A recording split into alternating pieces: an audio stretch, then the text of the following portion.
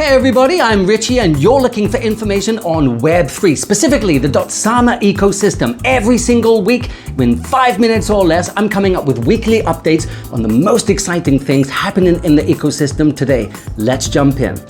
We have to go back to the beginning of the month. On October 3rd, the Kilt protocol, they made Web3 history. They became the first parachain to successfully migrate over from the Kusama relay chain to the Polkadot relay chain. And this is huge because it's the very first time that a live blockchain has migrated from one network over to another. And this demonstrates an important case for the Canary network model pioneered by Polkadot, giving Web3 projects a place to really stress test their technology in a real-world environment and reduce risk by migrating over to a more stable network. If you're interested to learn more about the Kilt protocol, why they've chosen this migration path, head on over to the Polkadot blog where you can learn more about this. Links in the description below. Now, Polkadot Insider, they frequently analyze and then publish their information on the most engaged projects on the Dotsama ecosystem. There's a network called InvArch, and if you've been paying careful attention, you'll have seen them inch closer to the top spot, currently sitting at number 3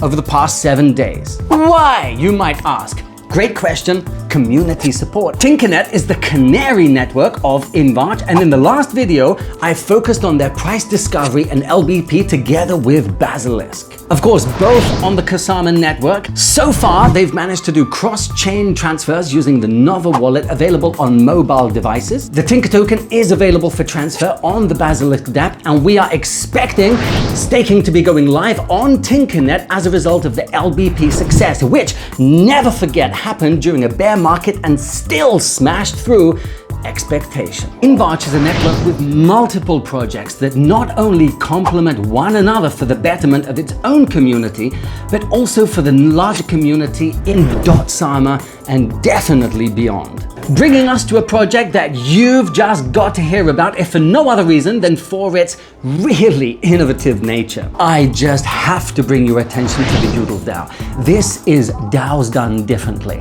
This is what I call the rebirth of the DAO, because this is not just another Ohm fork like Time Wonderland and all the others that we've seen.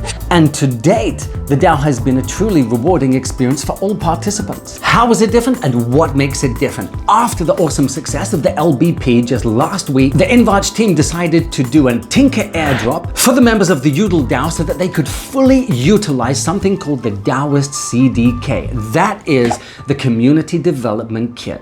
The DAOist CDK is going to be a fat client launcher for DAOs and will initially launch on the Tinkernet parachain.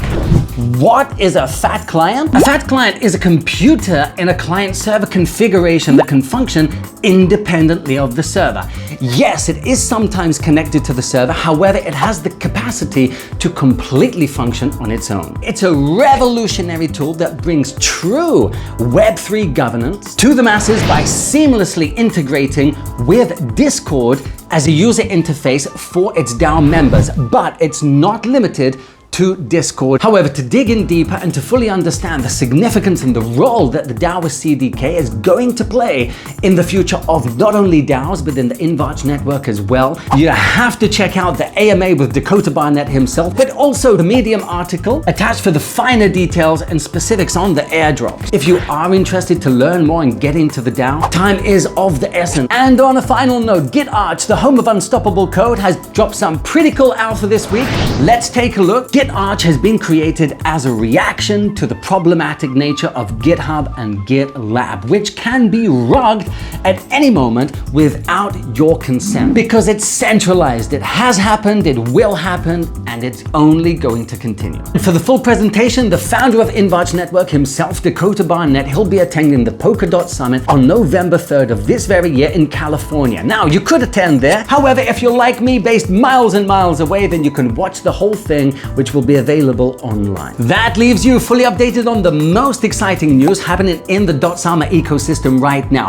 Web3 is such a positive space right now. The vibes are so cool, even in the bear market. Other industries, fields, and spheres, they are packed with negativity. However, Web3 isn't. And if you are not a developer or a coder, that's great, because there is a place for you inside. Everybody, if you'd like to learn more, comment section below, reach out to me on social media. I'd love to hear from you. Thank you everybody for listening. If you've enjoyed the video, hit that like, subscribe, and notification bell, because every week I'm coming out with new content to keep you informed and aware so that you can make good decisions. My name is Richie. I'll be seeing you in the next one.